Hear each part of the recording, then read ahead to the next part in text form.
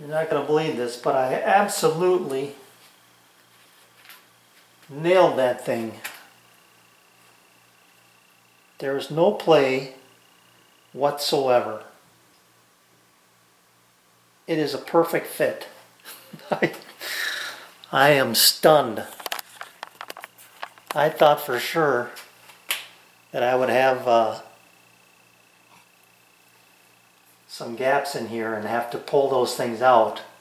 But I was able to just squeeze that in there, and I mean just squeeze it in there. It took a little finagling, but I was able, once I got each corner started, it slid right in just like and fits just like a glove. I am so happy with that. Now I have to do some sanding on here, so that might open it up a little bit, but I am telling you, I cannot be happier with the fit. Now, the last time I did this, I thought I'd center it on the board, but this is let me see here. It's about two-thirds the length of the other cord here that plugs into the back. So based on where I have it hanging on my wall there, I'm going to shade it toward that side, so I make sure that I have plenty of cord to go up to that outlet up there. And I'll double check that before I do this, but this is how I'm going to do it. I'm just going to basically center this up, sketch around it, and then I'll run my dados or my kerfs in both directions from the center of this location. So I want this centered on the board just like I did with my last one. So I'm just eyeballing it, but that's pretty good right there, I think. I'll double check my measurements when I get done with this. So let me get a pencil and I'll trace this out. You don't need to watch that. But before I trace it, I'm going to go check and make sure that that's the location I want. Alright, because I'm cutting this slightly off center, I can't do what I did last time, which was put my piece in here, flip it end for end, and then cut the opposite side, and then move on down to a stop set at this end, and then do the same, flip it and do it again. But here's the solution I came up with. I used my 3-2-1 block here. I'll make this corner cut here, then this one, and then make the series of cuts in between. Now because my adjustable, I've got these adjusters on the back of my fence here. Let me show you, I guess. Over here I'll show you this one. I've got these, one on each end, attached to these extrusions, and this is a 1/4 thread, which means every 10 turns will be 1/2 inch, which is what I need to move this over, because my bit is 1/2 inch. This is slightly, I got to move it over just a hair more, I guess. It's got to be slightly wider than 1 inch. But I got 1/2 inch on each side of this, plus 1/2 inch between the centers. Will give me my 1 inch clearance. So I'm relying on on turning both sides equally to keep my line here. So I'm going to go ahead and cut these, and we'll see if my math works out here.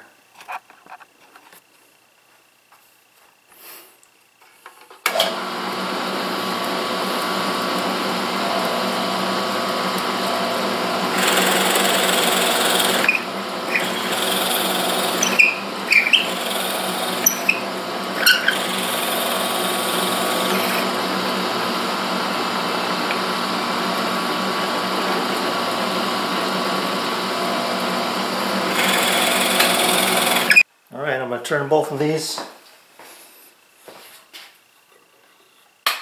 10 turns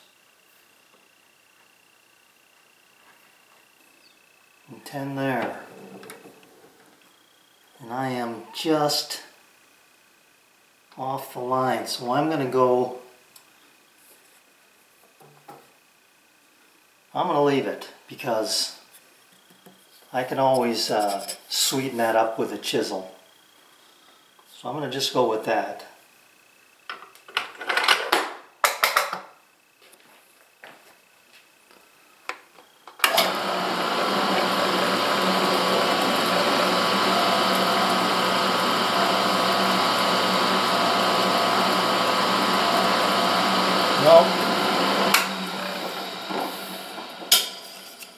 I remember when I did this one, the rib inside there was thicker than what I'm going to get there.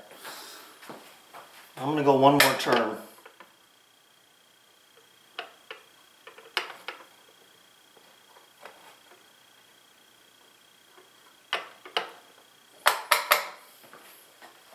That'll be good.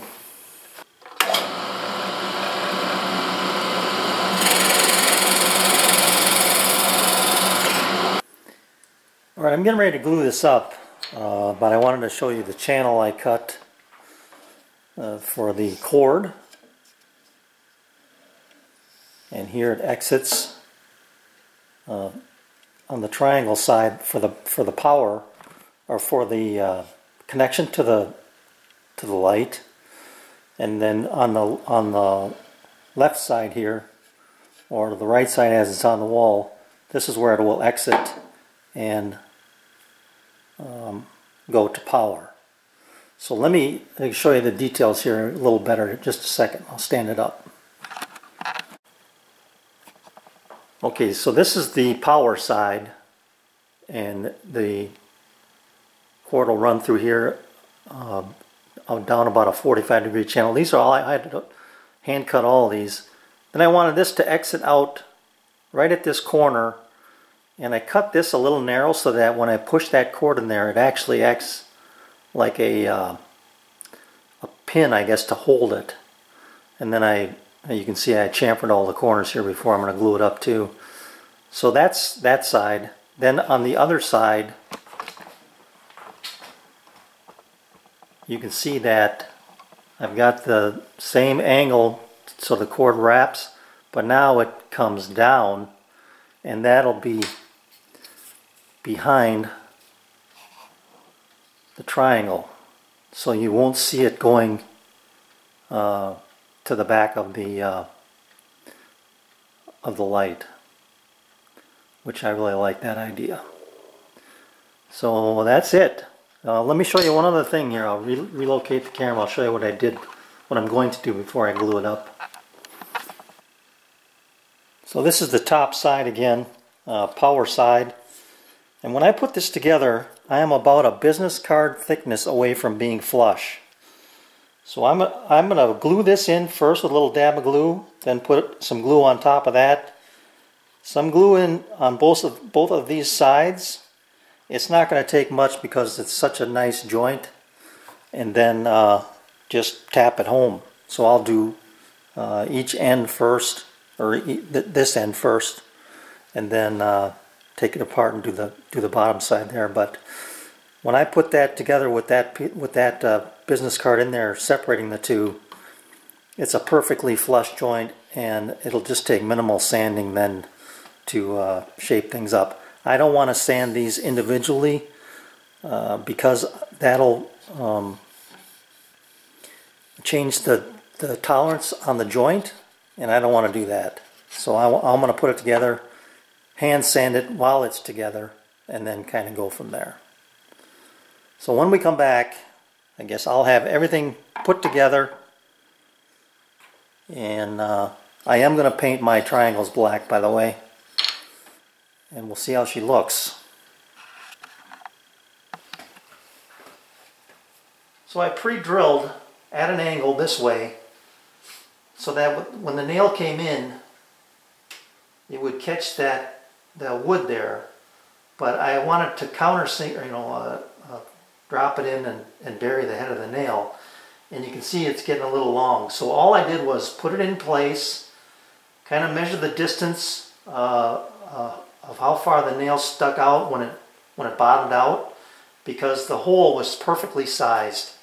So pulled it back out, cut off the tip, cut that portion off the nail, plus a little, and then put it back in there, and then countersunk it, I guess, with a nail set, so that you don't see the head. Now the ones up on top are in these grooves for the wire, so that was really no issue. The ones in the bottom, let me lay this down here.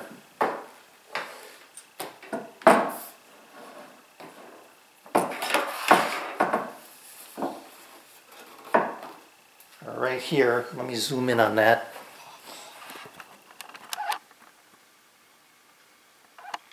There you can see the head of that nail. So that one's running this direction, and I just pushed that nail in just below the surface there, and that worked out great. So being that it's on the bottom, you'll never see it. I could put some putty in there if I wanted, but I'm not even going to bother with that. So all in all, it's a really nice little project. Let me show you the top here and the back, I guess. So there's the switch buried in the channels. And you can see in the back. Make sure we're seeing this. You can see how the wire is fed through the top here, out the back, behind this corner piece, and then I got the excess tape to the back, so you'll never see it. Then the beauty of this thing is that now there's room for this connection, and this thing will sit flat against the wall. That connection on the bottom, there's room for this, and it sits flat against the wall. So that's an added bonus, I guess. Switches up here, and then the power side is fed out right out this corner. I mean, there's no way around that, but that's the first time you see a cord. So the other thing I guess I wanted to tell you is I didn't film when I put in the finish nails, but I made two exact thickness pieces that held the corner pieces in place. I was able to put a clamp on that, and that sandwiched this corner piece so it wouldn't move as I was drilling through there. And then when I put my finish nail in there, I also kept that clamped so I didn't move at all. And then it worked out great. So I guess all we need to do is go hang it up and make sure it works. Let me do that, and I'll relocate the camera and we'll see how she looks lit up.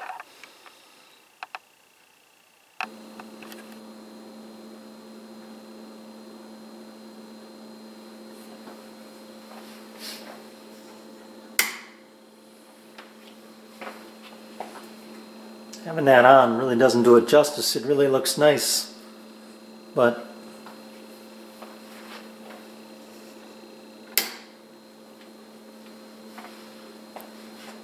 you can see how it looks a lot cleaner than it did from the original shot. Thanks for watching.